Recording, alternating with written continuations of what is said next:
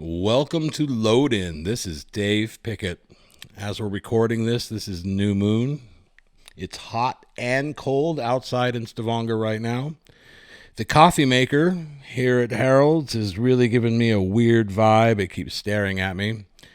And we want to let you know that in 1 week, on June 4th, Kåte Klør's new album, Pessimistopia, will be released on Spotify and all the digital platforms out there. Today, I'm interviewing Harald, and we're going to throw him a bunch of random questions to see what sticks. Presenting the guest of this episode of Load In is Harald Harestad. All right, you should be on now. Are we live? Are we rolling? I think so, yeah. Okay. Let's get to the question that we all want the answer to. Okay. Exactly how long have you been a witch? I've been a witch. I've been a witch for, God, what has it been? 95 days now? No. Wait, I'm sorry. Wait, my mistake. That was for a separate interview. Sorry. Let me just. I thought that Sorry, was that gonna was be oh, I'm sorry. That, yeah, it was supposed to be a B there. Yeah. Well, no. Yeah. Without explaining that, this is what we're going to do. Oh, is that what the whole thing is? Yeah. You put this one in here. Okay. And you'll drop that one there, and we'll come up with a number, and we'll ask you a question. So this is a dice, and what I can only describe as a chalice. Yes, and yes. Ooh, it's 2. Number 2 came up. Fear is a great motivator. What are you afraid of? Ooh, I'm afraid of a lot of things.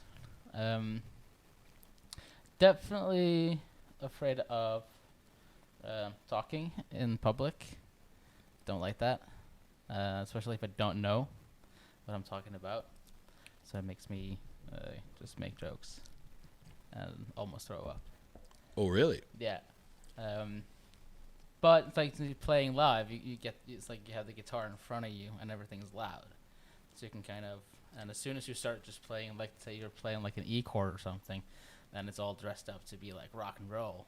People start to think about something else they associate that with, if you know what I mean. I absolutely do. You're hiding under the spotlight. Yeah, and then they can go like, oh, cool, this kind of sounds like, this maybe sounds like, he kind of looks like, and then they're not focusing on the fact that I'm shitting myself. All right. Sharks. Sharks? Yeah. I have one on my arm. I have a snake too. I don't like snakes. But I have them on so that I can be reminded and just remain uncomfortable. It's like, you thought this was going to be a good day? Well, this is something to think about. Definitely. People say it's a phobia, and I was like, I don't buy that. It's like, oh, you have a phobia of snakes. No, they can kill you. And it's only a phobia if it cannot kill you. Is that the case? I think so. Is that the case? I think so. I may have just made that up. But I think somebody told me that once. You can't have a phobia of you can have a phobia of falling rocks, because obviously that can kill you. But just a rock on the ground, it's not going to kill you. Right. So you can't have a phobia of rocks or, I don't know, imaginary things or the color. It's too bad we didn't have people who could just call in. That'd be great. Yeah, that'd be cool. I kind of there's a function on the website for Anchor. It's people can call in and leave messages. But the only problem is you have to sign up for an account. No one's gonna do that. Right. No. I thought about doing fake ones for a while, but that's too much hassle. What app on your phone do you use the most? Probably Instagram, closely followed by YouTube. For sure. I've become a YouTube addict. Okay. Of the past pandemic decade. Yeah. Okay. Yeah. For sure. I was I don't really. It's I feel like everyone says that now. I don't really like social media, because we all know what it's doing to us. But then again, if you want some people to hear your music, you kind of have to now. It used to be you can put a poster up or something. I don't know. You probably know that better than I do. Yeah, I remember posters. I don't see any posters like we used to. Even No. downtown, 10 years ago, the place was covered in posters. Now Yeah. nobody's looking. Everybody's staring at their phone. Yeah. So I kind of like I want to try something like that. Just like, for instance, just maybe have like if I had like a song or something and only promote it via posters and stuff. And because now you can see how many people actually listen in real time for the first week of the release on like Spotify or whatever, to see like how big of effect does it have. I'm guessing none, but you don't know. Maybe 1 or 2. It seems that the only thing people do nowadays, because they're bombarded with choices on their phone, is they do what their friends tell them they should do. Probably, yeah. I think that's what it really is. Yeah. Roll me a number. All right, put it back in the Yeah. like a prehistoric test tube. It's the number 6. Number 6. Let's give you a good 6. If you could save only one person, who would you save? Me or Ozzy Osbourne? I mean, I think like to be funny, I might drag out the answer a bit, but I feel like Ozzy's cool and everything, but I feel he has like he maybe his he had his time. You know, I'm more of a Iggy Pop fan. Do you? So then you mean you'd save me? Yeah. Okay, that answer gets me in a lot of trouble with my girlfriend. She asked me, she goes, who would you save, me or Ozzy Osbourne? I said, she goes, forget you then. I'm not going to save you. I'm going to save Bruce Willis. I go, if you save Bruce Willis, the first thing he's going to ask you is why you didn't save Ozzy? Go ahead. Ozzy's great. And I saw him, there was a short-lived festival here like 10, 11 years ago called Rotterdam. Mm-hmm. Were you here for that? No, I came the year after that. Yeah. And then he played a solo show there and just like played all the hits, which was very, very cool. But I kind of got into the whole Black Sabbath thing really late, like last year, kind of late. So if you said like between you and Iggy Pop, I'd be like, oh, well, Dave's a cool guy. But I don't know if I would have like. There's a chance I might hit it off with Iggy Pop. I don't know, so I might. What if you save Iggy Pop and then he hates you? Like you have to fight with Iggy Pop every time you see him. Yeah. It's a fist fight because he really wanted to die and he's so mad at you. So it's like you get what you want, but it's not the way you want it. Do you think if I chose to save Iggy Pop, could I still come to your funeral and like try to explain? Oh, you better play my funeral. Yeah. Absolutely. And Ed and Morton are in charge of jokes. Yeah. And then I'd be like, before we go on, I just want to say a few things. I got the question. I didn't know it was real. Just like trying to justify it. Yeah. No, I was like between you and Ozzy Osbourne, you 100%, man. Oh, that's awesome. Yeah. Roll me a number. Yep. I have to put it in the back. Yeah, they're a set. There is something kind of witchy about that. Yeah, there's a thing going on, but I don't really want to explain it. It's 4. 4. All right. Is these like my death numbers or something like that? You have 4 years, 6 days, and 2 hours left to live or something? I don't believe so, but maybe we should be writing down the numbers as they go. Yeah. Maybe we should. Maybe there is numerical specific. What was the last one? Was it 2? It was 2, then 6, and now 4. All right, we're keeping track of that. 4. What Star Wars character are you and why? Holy shit. I mean, I might say something that might not be popular. I know with the people that listen to this podcast. I'm not that into Star Wars. I've seen everything. I think it's cool. It has sort of like the new movies, the one that had that 70s quality to them. J.J. Abrams, I think, did them. I think those are really cool. And I'm from the generation that kind of grew up. First time I saw Star Wars was Episode 1. Oh my God! Yeah, you poor thing. Because that came out in 2001 or something, 1999, 97, 99, something like that. I thought. Which meant that I'm about like 8, 9, maybe 10 years old, and that was the first thing. So my parents was like, I don't think they were that into Star Wars, but they remember when it came out, kind of thing. So they're like, oh, you probably like this, and then took us to the cinema, and then so a lot of like people of my age really like Jar Jar Binks because he was like a funny, but I know he's not the most popular character. Tell me more. Tell me more. No, tell me more.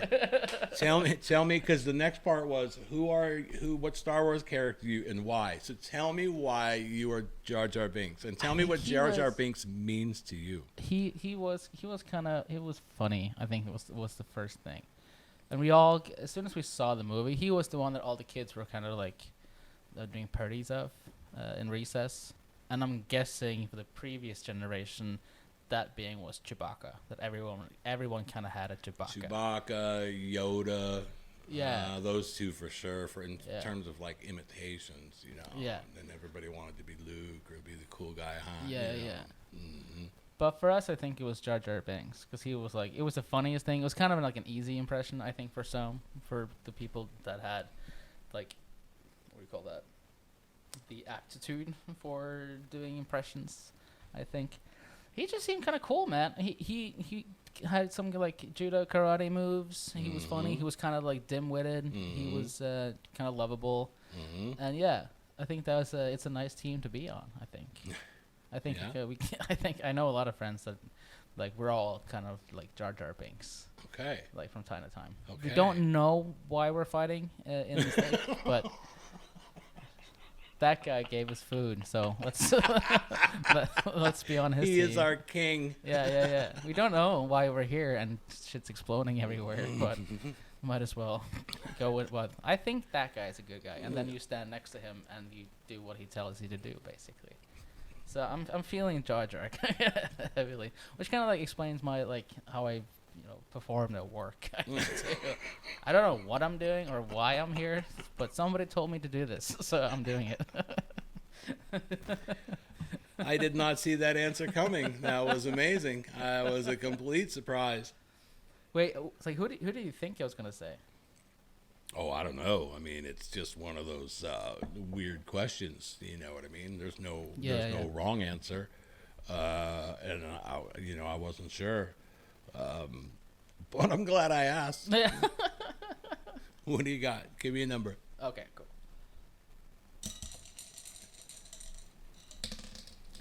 Six. Another six. This is fun. What song always gets you out on the dance floor? Ooh. Holy shit, I think there's a lot of them. Do you want like a definitive one, or maybe like? Oh, I don't know. Top 2, 3. Yeah, sure. First is "Down on the Street," I think. First one, Iggy and the Stooges, or just the Stooges at that point, from the Funhouse record. That's kind of cool. Ever since I saw "Once Upon a Time in Hollywood" by Quentin Tarantino, came out a couple years ago. I've watched it maybe like 3 or 4 times, like per 6 months ever since it came out, and it kind of finally got me obsessed with like 60s and 70s music. Before that, I only knew like a handful, like my kind of like corner of rock and roll history. But it's like the first time I really like understood why somebody would listen to Mamas and the Papas. You're like, huh, okay. So I'm just now getting into Jefferson Airplane. And the song "White Rabbit" absolutely kind of gets me in that mood now. So I'll throw that in for sure. And I have to give a shout out to my old emo days. So I have to go with a Muse song, I think. Yeah, there's a cool song called "Stockholm Syndrome" by Muse was the one that made me buy a guitar. Okay. But it's not necessarily. It's like a head-banging song. So maybe I'll go with like "Plugin' Baby" by Muse. Yeah. Okay.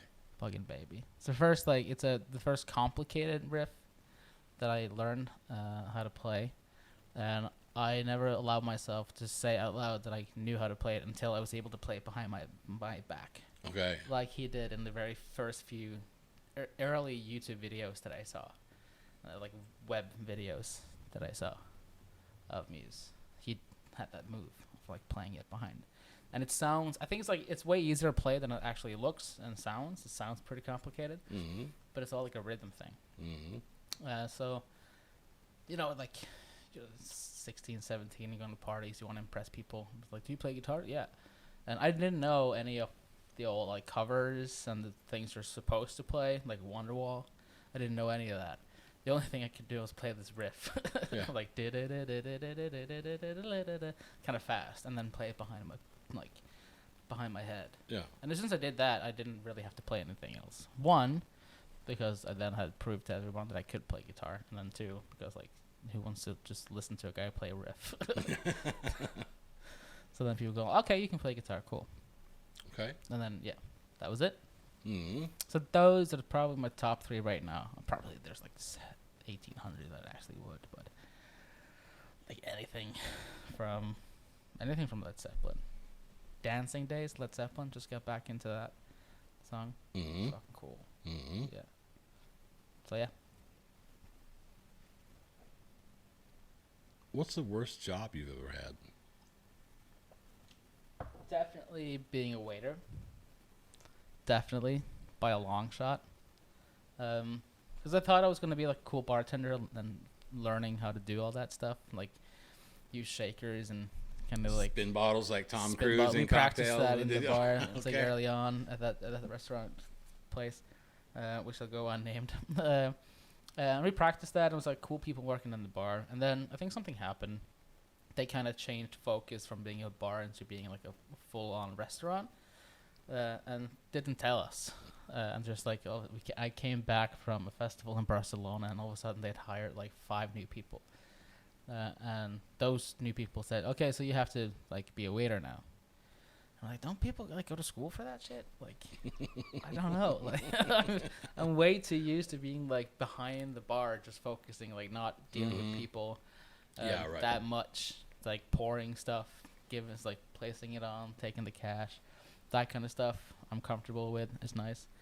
But man, as soon as like you have to like put on an apron, comfy shoes, like a big old smile, and pretend not to be pissed off by people when they say stuff that really pisses you off, like a lot of like finger snapping, like, hey, excuse me, that kind of, like, my fuse was way too short for that. Yeah, right. So I made it through. I think I made it through like 2.5 months maybe as a waiter before like I cannot physically do this. Yeah. And yeah. It sounds miserable. I mean, like, there's people that I know that have been doing it for like 10, 15 years. You gotta have that thing. I try to talk to them about it, but like, hey, so what do you do? Like, how do you do that? And they go like, you just bring them the food. Just bring them the food to the thing that says on the ticket where it's supposed to go. And if it's like something's wrong with it, it's like, it's not your fault.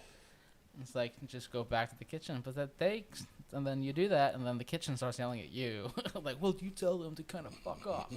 You're like, oh, shit. So I do that. And then very quickly somebody lets me know that that's not the way to handle that situation. So, yeah, for sure. I kind of, that was not fun. I always kind of knew that it was going to go that way. But then again, there's this whole thing. Well, you can't like knock it before you try it. And then I tried it. And it was not good. You know when you know. Yeah. It kind of took me. I fought it for. I knew like after a week. And then I fought it for, 2 months, 2.5 months. And then it's just like, this is just pointless. Like, I'm not doing anybody a huge favor. Like, by being here and doing this job. It's not cool. Well, let me ask you a restaurant question. How many chickens does it take to kill an elephant? Oh, fuck. Is it 7? I'm not sure. They said you would know. I don't know. Yeah, kind of, yeah. They said you would be able to tell me. I have this other thing I got to go to after this, and I can't really explain it, but it'd really help if you could tell me that number. I don't know, man. I don't know how to do the ratio and metric, you know? But it would, cause seriously, it would kind of be stuff like that. They'd be like, hey, you have to memorize the order and stuff. And I would be like, okay, I would pride myself of like getting it. Like, they would tell me like, oh, I want this and this and this and this and this and this and this and this and this and this. And then next person has another 15 stuff on their wish list, on their order. And they're seeing that I'm not taking notes, which makes them nervous. And yeah, I always talked it up. So it's like, okay, can I just like have a little pad? Like, I can't, there's a ton of stuff up in here. No, you gotta be able to do it like, oh really? by memory. And I was like, fuck! I would have thrown down my bow tie right then and said, "That's it." Fuck. I kind of did it anyways, and I just kind of like played it off, and because like I think I saw in the deepest, darkest moments, I kind of like found solace on YouTube. It's like there's like so many stories of like actors and stand-up comedians who kind of like made their way, like bussing tables and stuff. And I always like that kind of mindless working when you can just like stay quiet and be still and chop stuff or pour stuff and nobody really talks to you, because that's when you come up with the best ideas. Like for riffs, or like you hear like a sentence that's awesome and then you write that down and you turn that into a song. But when you're constantly talking to people and you're answering questions that you don't like, is this vegan? And be like, okay, I don't know, what is it? Oh yeah, this is veal. And is this like, chicken? Is this the vegan chicken? Is this the vegan chicken? And you can be like, see, in a bar, you can joke it off. And be like, what the fuck, man? Yeah, right. And it's like, yeah, you got it. Right. It's the only vegan chicken in the world. Congratulations, you're the guy. You found it. Enjoy that, my friend. It's cruelty free. But it's like, yeah. So there was one guy who like complained about the size of, he ordered a cup of nuts for 50 kroners. And he complained about the size. And then he kind of just like snap finger and beckoned me over. I got there. And just like slid it across the table at me. Be like, I'm not paying for that. And something kind of just like snapped. I just went, that's not a way to talk to people, bro. And he went, excuse me? Just took it. Headed straight beeline back to like to the kitchen, and then some of the other waiters caught up to me like, what was that? He's like, no, well, he complained, the fucker. Like, I didn't even bring it over to him. I don't know, but he complained. So like now we gotta throw it out because like there's the laws against like if you sent it out the kitchen, you can't reuse it. Right. So it's basically us just like fuck like. Right. It's just like it's expensive food. It's gonna go in the trash now. Yeah, they complained afterwards because they saw me talking to a bunch of others and then pointing at their table with anger in my eye. You made us really uncomfortable. Good. Stop treating this like it's your own kitchen, my friend. Sorry. Yeah. Give me a number.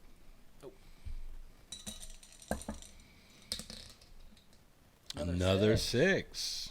Okay. Doop, doop, doo, doo. If you had a warning label, what would it say? May contain nuts. No. Will space out every 15 minutes. I guess I definitely do that. Dude, we should get shirts made for that, dude. All of our, like, because that one's me too. Like this. I've heard that like, living with me is living with somebody who's constantly on LSD and peaking. Yeah. Like the big aha moment. Yeah. I hear that's what it's like living with me. I'm constantly, I'm just like, whoa. Look at that, honey. The ceiling the ceiling is actually a wall, but for the top of your house. It's kind of cool. No, I definitely space out all the time, dude. Just makes sense. Like I can contain it for the podcast, I think, but not for anything else. This is a movie. Podcasts are a lot of work. They are. They're a lot of work, and why are you doing this one? What are we doing here, Harold? Like, what is this? What is this reality that you have created here for me and for other people and people listening? You've created this world, which is awesome. I think it's really great, and I think it's really well received, and I think it's great. But what are you getting out of it? The whole podcast, you mean? Sure. Yeah. I just really wished like that something like this already existed. I think I just like really wished, because like I would see the way I kind of like find out new stuff now is like on like YouTube and in some cases on Spotify, and you get your suggested playlist or something. But mostly it's through like other bands talking in like interviews. And now interviews, instead of like magazines, it's like you can hear more from your favorite artists on a podcast. Maybe they have their own podcast, or they're on some kind of other famous person's podcast, and they go more in depth than they would in the old like NMEQ magazines that I used to read when I was a kid, and you probably read too. Yeah, that's a good point. And so that kind of made me, when I started like preparing for this record, I was just like, damn, there's like, had to like sit down and kind of like figure out like, what is there something like that here in Stavanger or in Norway that I can sort of like just shoot an email and never get a response from. And then I came across that as like Anchor app that said like, hey, you can kind of I was listening to another podcast and say this podcast was made by Anchor, and it's free and has free hosting, which if you don't know, hosting is a lot of money, and you can do it by yourself. So I downloaded the app. This is pre-pandemic, and then Loden was supposed to be this bi-weekly hangout thing at Falcon. Like every other Wednesday, you would sign up to be in the club, and Falcon would give you sort of a discount card.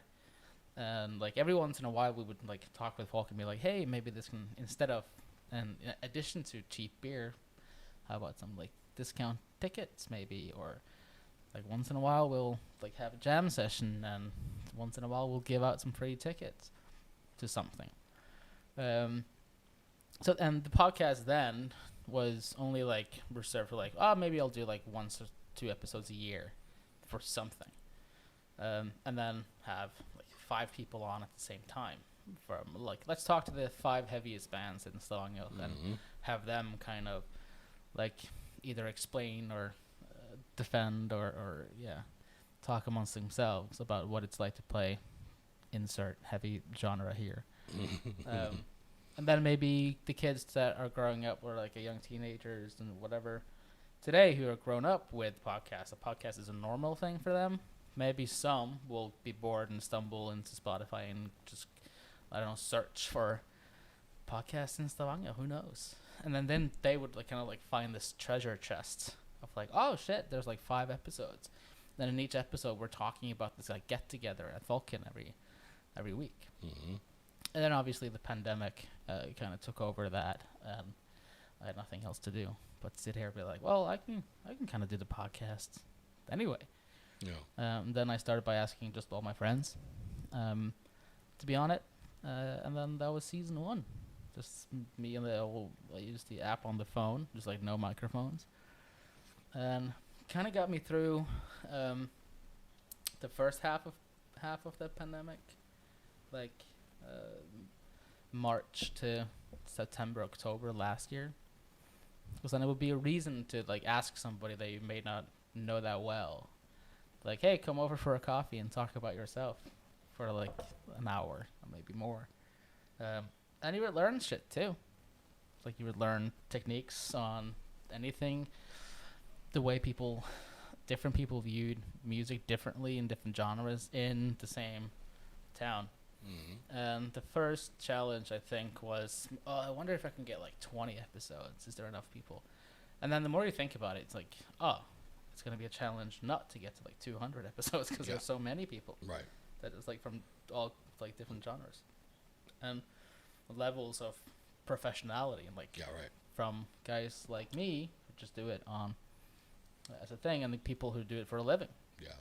It's like I think I can do this podcast for like another 10 years and still not run out of people. In this town, yes, absolutely. Yeah. This town's like, it's full of amazing people doing amazing stuff. Exactly. And then that kind of is like, so the project quickly just started feeding on itself and just like informing itself in that way. Just like, why wouldn't you do that? Yeah. And then I bit the bullet and broke out the old credit card and bought myself these mics. I think, in January of this year, and kind of, learned how to edit and plan and do it in a different format to the old one. And then it's fun. It's cool. And then it's like it gives me something. Like we can't play shows right now. We can't hang out. We can't go to like Checkpoint on a random Thursday and see a random band from God knows where. And then all of a sudden you see somebody. Oh, I think they're playing. I think I've seen them play in bands. I think I saw that guy at this show, or I think she might be in a band. And that old world thing, that would kind of be like a scary scenario. It would like be a life thing. You would kind of like, do I dare to go up today and be like, hi, you play in bands, so do I. Let's chat. But since I have microphones now, you can kind of be like, hey, you play in bands, come over and be on the podcast. And then people go, sure, yeah. Yeah, that's cool. Yeah. Who's your dream guest? Who's your Norwegian dream guest, and then who's your worldwide dream guest? Norwegian dream guest. I think there was only one artist that made me cry. There's tons of them for sure. But there's one that made me cry last time I saw him. This is Sivert Høyem. Because he used to play in a band called Madrugada. Okay. And their guitarist died. They were a huge band, like internationally and nationally. It's a really cool, weird mix of everything, kind of rock and roll. And he has, like, he's bald, and he has this, like, deep, raspy voice, but all with the correct amount of, like, echo in his vocal. Mm-hmm. So you know it's like, oh, it's rock and roll. It's not something else. But for some reason, the last time I went to Mobless, it's like a couple years ago now, he was playing like a solo show, and it was like super hot out. It was like that summer where it's just like 30+ degrees, and it's like unseasonably warm for Stavanger. It's not raining, and everyone's kind of like just chugging back those tiny, like the devil that I call them, just like the tiny cans of beer. Yeah. Which is just like it's like you're sweating and you're thirsty, like 2 big gulps of that and it's done. So it kind of makes you drink more instead of like holding on to like this big old pint, and it's like it never seems to go out. So I was just like wasted. And I was with my brother and my sister, and he played this song from Madrugada called "The Kids Are on High Street," and for some reason, I don't know, tears just started falling, man. And I went like, yeah, the kids are on High Street, not knowing what that means, but it's just like a beautiful moment. And he seems like a really cool guy. Yeah. And I've worked at Folkian tons of times when Madrugada's played, and they've only, but those guys and the crew all only being like cool guys. So yeah, definitely him, Sivert Høyem, for sure. But then again, there's like 15 others. Well, who's your worldwide? Yeah, that's even harder. I'm gonna say I've already said Iggy Pop, so I can't say him again. Even though I would really like to talk to him before he croaks, because I think he just turned 70. Do you know something he doesn't know? Yeah, maybe. Is that what these numbers mean? Iggy, I got him. I got your number. No.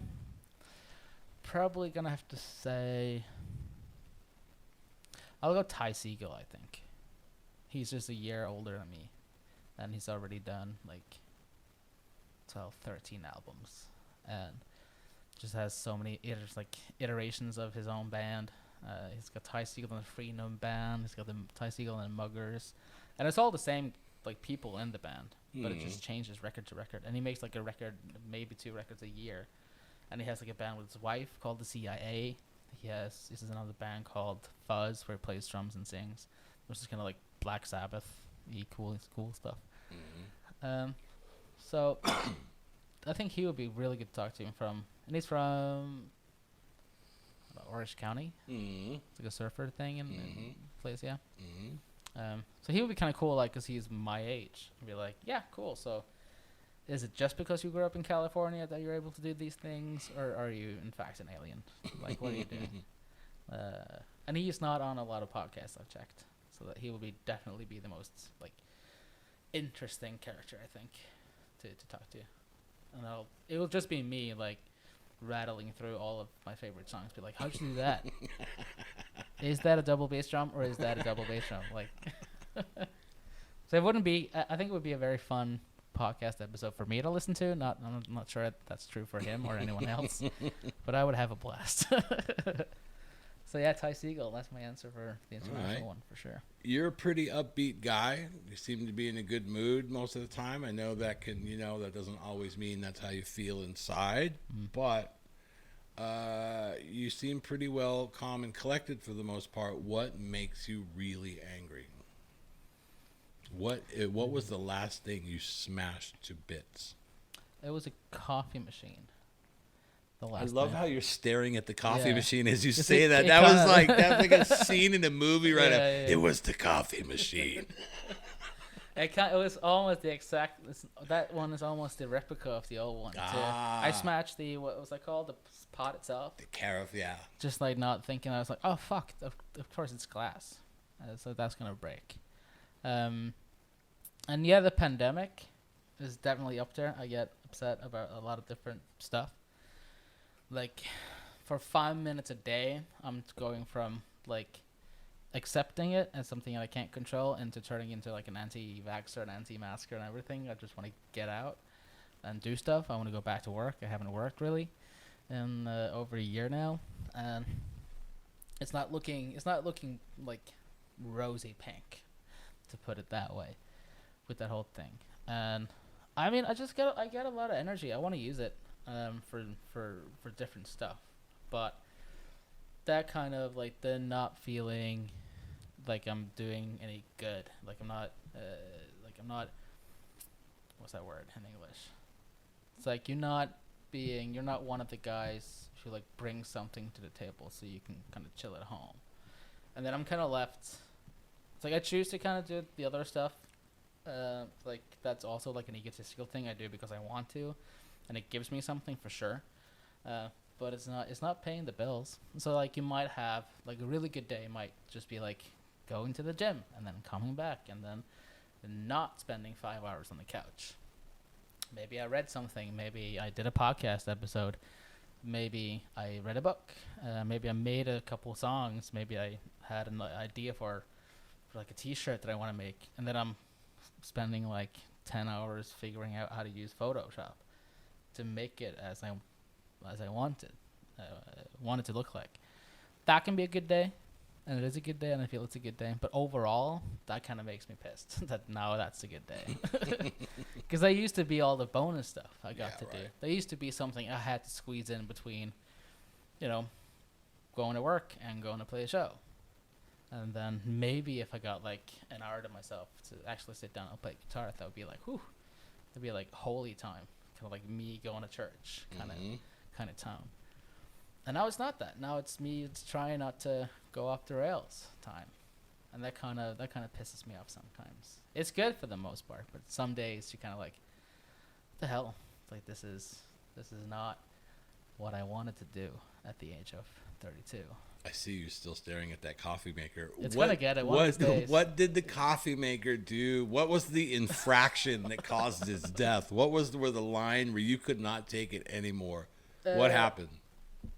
That I got that a couple months ago. I think the old one bit the dust when I got the call or the email or message, whatever it was, that shortly after, I think it was like 4th of January, we had to come back into work, and everyone was kind of told, like, yeah, we're going back into lockdown.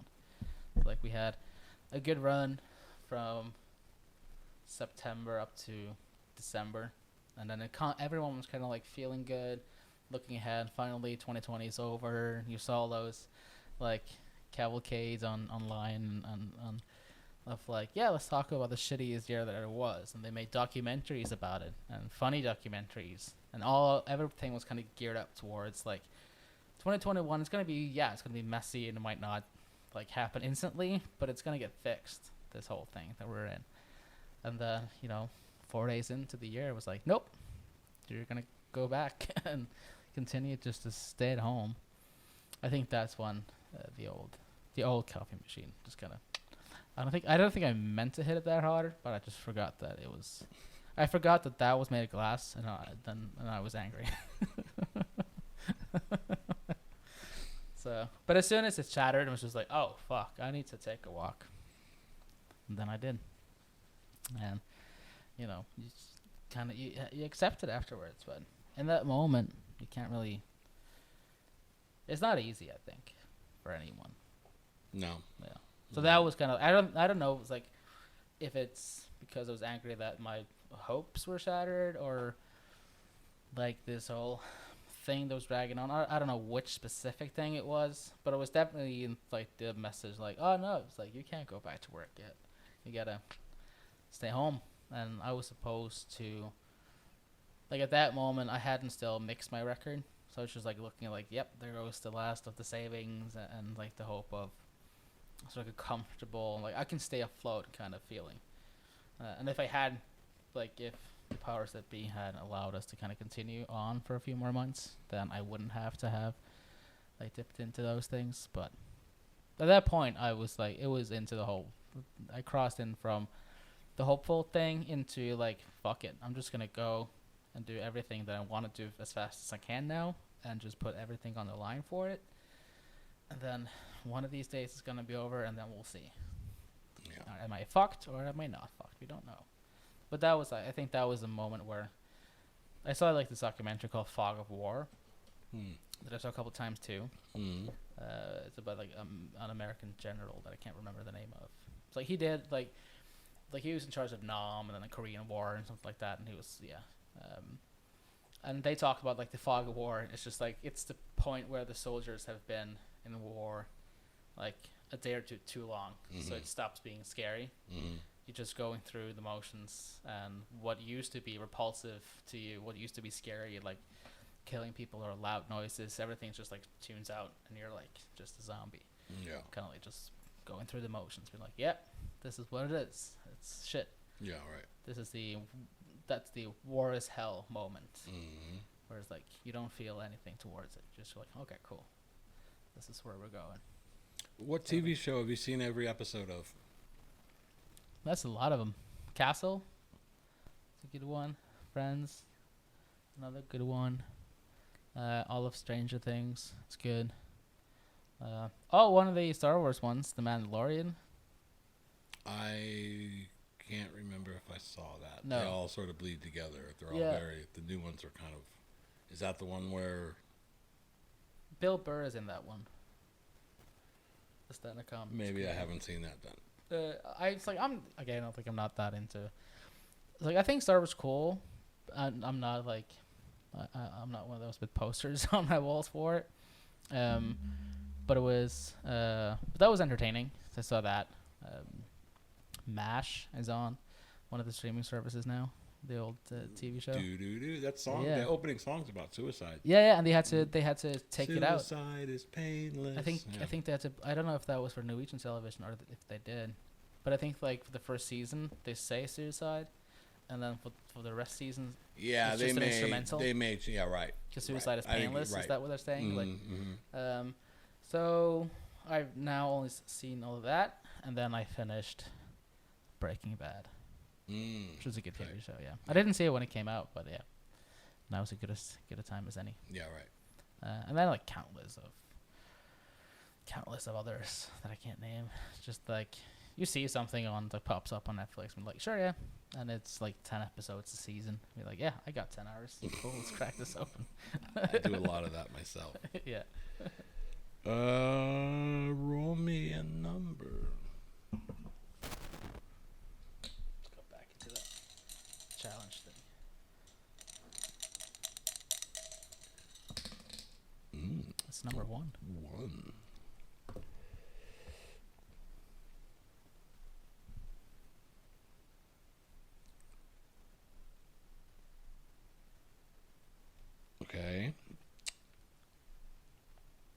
Okay. Then. What's the longest you've gone without sleep and why? I think it's 72 hours. And I went from a nachspiel that lasted 2 days. And then I forgot that on the third day I was going to go see Metallica in Belgium. So I thought that I was going home to kind of like finally sleep. And we were young, and we're just like, I've just been to a Nachspiel for like 2 days straight. This is hilarious. And then I went home, and then I showered, ate something, and then I went to bed. And then 15 minutes later, my friend messaged me, hey, I'm outside. I'm like, what? Why? We're flying to see Metallica, dude. So then we flew to Belgium and saw Metallica. How was that? That's awesome. It was great. I mean, Metallica wasn't one of those bands that I had a lot of friends who grew up and Metallica was their everything. It wasn't that for me, but it definitely felt like once I was there to see them, and because I think they played like the same set for like 20 years straight now, almost. Ish. They kind of always open with Enter Sandman, don't they? Well, the last time I saw them in Oslo, they were doing this thing where you could text in what you wanted the set list to be, and so it was pretty cool. It was Metallica, Slayer, Ghost, and Mastodon in Oslo.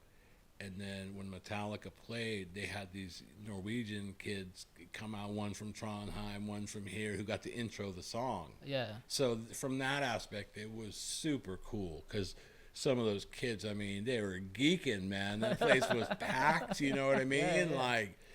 Yeah. So I thought that was pretty cool. Yeah. A cool way to break up playing the same set for 20 years sort of thing. Because, they got to awesome. play, so that was cool. And they played for hours. Oh, God, I was so tired. I just wanted to go home. Yeah, He's like, you want to hear another one? I'm like, no, I want to go home. All the other kids around me went, yes! Exactly. No, I think they did the open with the Ennio Morricone one, the Gold something. Yeah, right. The Ecstasy of Gold. Yeah, the walk-on music, and then I think they just went straight into Enter Sandman, I think, and then they just played all the hits, Yeah, right. Nothing. It's a lot of hits. Nothing from Saint Anger, which coincidentally is my favorite album of there. Okay, tell me more about that. They have so many riffs, dude. Tell me more about that. Tell me what is. Yeah, tell me how you feel when you listen to Saint Anger. Saint Anger, it was funny because it came out and all my Metallica friends. I was a Muse head. I listened to almost exclusively Muse and or bands suggested in interviews by Muse. That was kind of my deal. So I was a narrow-minded kid that way. And then all my Metallica friends were really stoked. And then the first single I think was Frantic. There's a did it, yeah. Yep. Which is just so gnarly. And I don't think I'll Talk was a thing yet. Probably not. I don't think so. This might have been 2004, 3, 4. Nah, the Saint Anger was it could have been 2004 or 3, one of those. I remember I was in high school when that came out. And then it became something all my Metallica fanboys hated it. There was something about that oil snare drum thing, that sound that Lars went for, that they didn't like. So naturally that piqued my interest. If you think it's bad, then there's got to be something here. Because I'm not. It's I can do Ride the Lightning and the whole early thrash metal thing. I think that can be kind of cool. But it was just it's not something that really spoke to me yet. So. And back then I was all about just riffs, drop D kind of simple riffs, and the palm muting. That was awesome. And then it came out and I listened to it, and as soon Frantic was so fucking cool. Just that insane riff, and I think I tried to learn it was drop C or something, and that made me feel good playing it because it's so gnarly. And it had that thing. I think it was in the height of when rock music used to be cool, and then all the things on radio, everything had a guitar on it. So it was kind of maybe the heyday for that. And then around the same time, that led me into sort of Queens of the Stone Age, because the Songs for the Deaf album came out in 2003, I think. So I just so they were touring, and the whole No One Knows kind of went viral, as we say now. So that kind of got me into a lot of just heavy riff stuff, more modern riff stuff. What about Metallica and Lou Reed? How did you feel about the Lulu album? I didn't listen to it. No. You never heard it? I think I might have. But again, I wasn't that into I listened to Saint Anger. I thought it was cool. Well, if you like stuff that people hated, that's probably the one. Exactly. But I don't think I ever listened to it. I don't think so. I think about it sometimes because I do love Lou Reed. I'm not that well versed in him as some of his other peers around that era. So I haven't really sat down. I have the Transformer album on vinyl. That's about it. And then I know there's other stuff that I should check out, And then just never got around to do it. Mm-hmm. And I think like after that, I started like finding out about this thing called garage rock, and then I was just like, oh, I'm going this way. Yeah. And then I never really got out of that. Yeah, I had a rap phase when I was 16. I never got out of that either. Sometimes it just happens. I'm still. So I think I might have read something online about like it being it got pretty bad reviews and nobody really liked it. And then I do remember going like, just check that out, and I don't think I did. And it wasn't like, again back then like, I'm Metallica Lou Reed, I'll check it out, and then you never do. Yeah. Because then I was just finding out about like a band called the Coach Whips, which is just like the most insane thing I've heard in my life.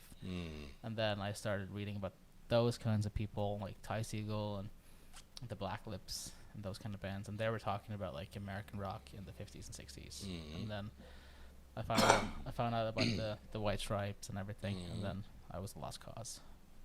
And there was a whole like new Brit thing happening too, like Arctic Monkeys, Franz Ferdinand, those kind of bands, and the Libertines. And so at that point, it just seemed like there was so much cool stuff coming out, and you can hear it like just on the radio and on TV, and like remember those Live Earth things that used to play on like TV like once a year. It felt like there's a thing called Live 8. There was Live Aid? Not You Live mean A like AID. It was like Live 8, like in the number 8. Okay. That came out. I think that was the thing in 2008. Okay. And it was a similar thing. I think it was something to do about hunger, if I'm remembering correctly. Live Aid was about hunger, and that was like a whole bunch of big stars in the 80s all coming out and singing a song and stuff like that. So this was, I think this is in 2000. We Are the World or something? Yeah. So I think this is 2008. Oh, and they did they do Live another 8. one?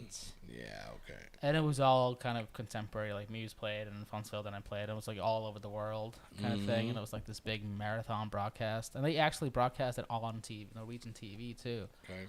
So I could like sit in the living room with my mom and dad, and I was like, and then they showed a couple of songs from Muse because they played the Paris show. And they had like commentators, sort of like they do in like Melodi Grand Prix or Eurovision, which was like, and this old Norwegian guy just went, "This is Muse, and I think this is pretty good." And I was so angry, just like, "Pretty good? It's the most amazing thing in the world, man."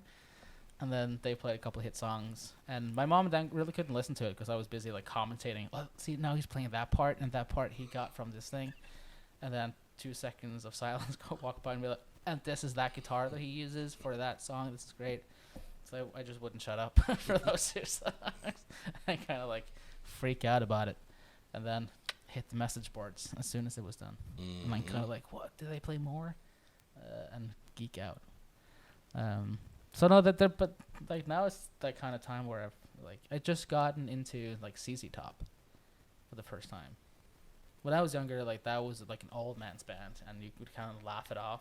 It was an old man's band when I was a kid. Yeah? Sure it was. But we loved ZZ Top, you know. I mean, back in the old, she's got legs and all that shit. Sure. But yeah, they still were. And I saw they put out a, like Netflix had a documentary about them that they put out. I think, they put out like a documentary thing. And I was like, oh, okay, I'll watch ZZ Top. Like, it's like, what's the deal? And then within like the first 15 minutes, I was like hooked. This is actually the coolest thing that I've seen.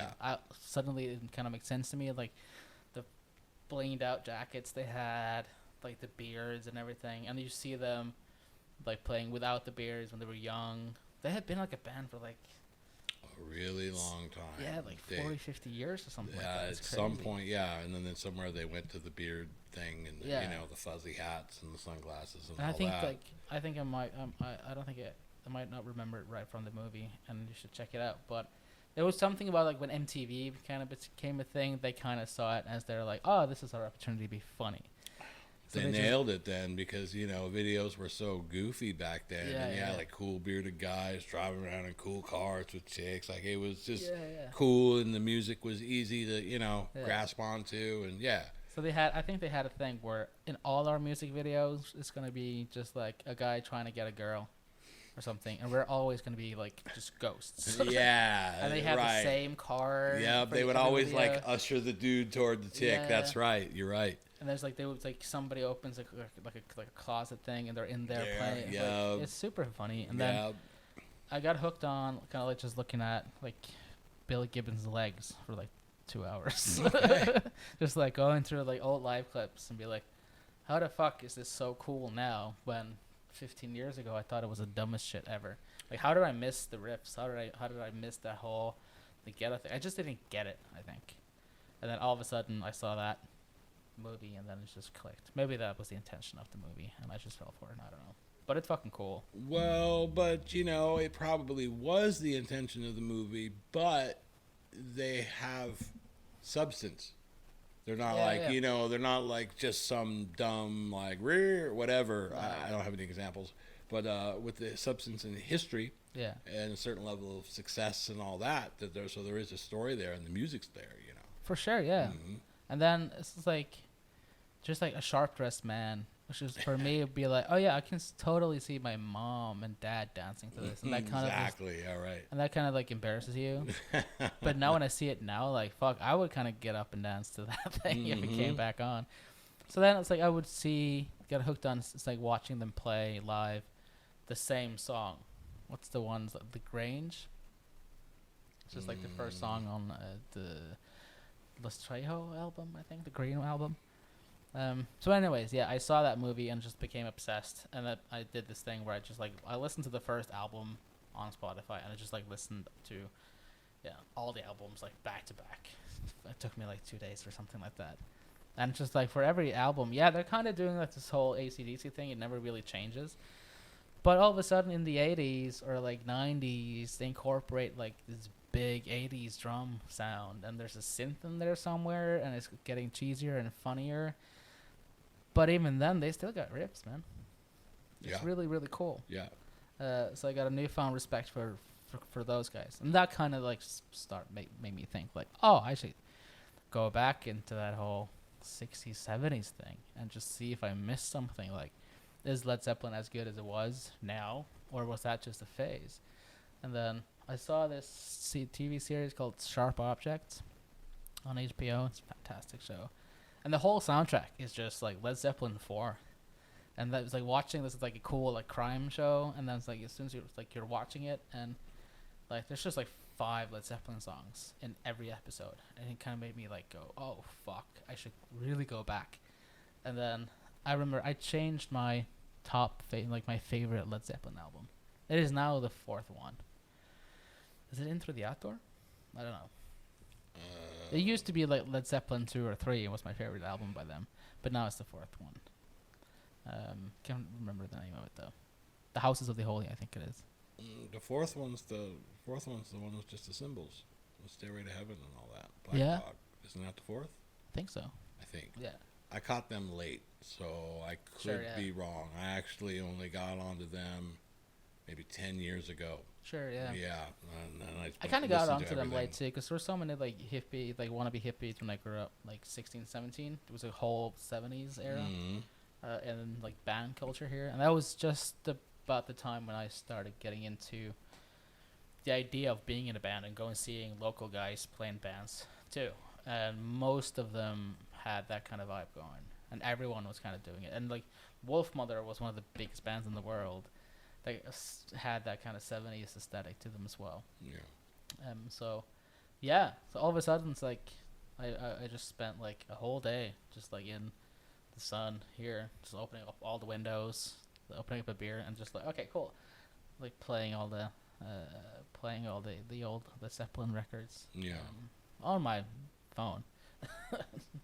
But what album has had the biggest influence on you as an artist? Definitely, I would say there's one back on the wall there by the Weather called Whorehound. Okay. It's the first one.